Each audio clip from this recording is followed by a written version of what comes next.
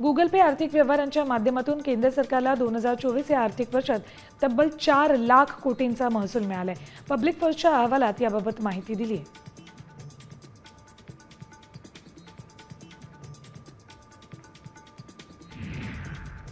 मुंबई मनपाच्या सार्वजनिक आरोग्य विभागांतर्गत आरोग्य केंद्रात अनेक महिन्यांपासून 120 आयाबाई ही पदं रिक्त आहेत।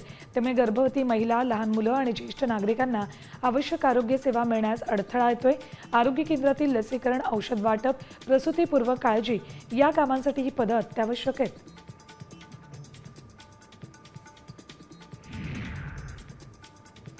मुंबईत जानेवारी 2023 ते मे 2025 या काळात 26,000 फोन चोरीला गेलेत।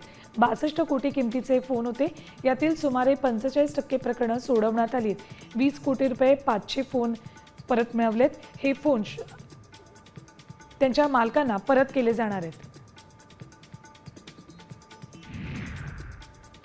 ठाणे महानगरपालिकेत कामाच्या टेंडर प्रक्रियेत अपारदर्शकता आढळली। शासनाच्या स्पष्ट आदेशांना केराची टोपली दाखवत अधिकाऱ्यांनी टेंडर कालावधीत फेरफार केल्याचं उघड झाले।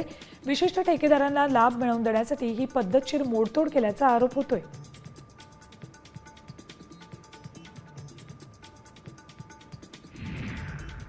ठाण्यात तब्बल 124 इमारती बेकायदेशीर असल्याची माहिती महापालिकेनं उच्च न्यायालयात दिली।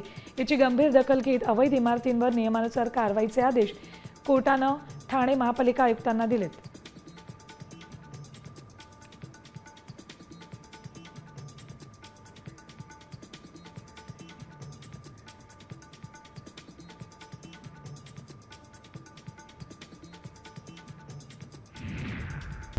आता isakal.com आहे देशातील नंबर 1 ची मराठी न्यूज वेबसाईट। प्रत्येक अपडेटसाठी isakal.com ला नक्की भेट द्या।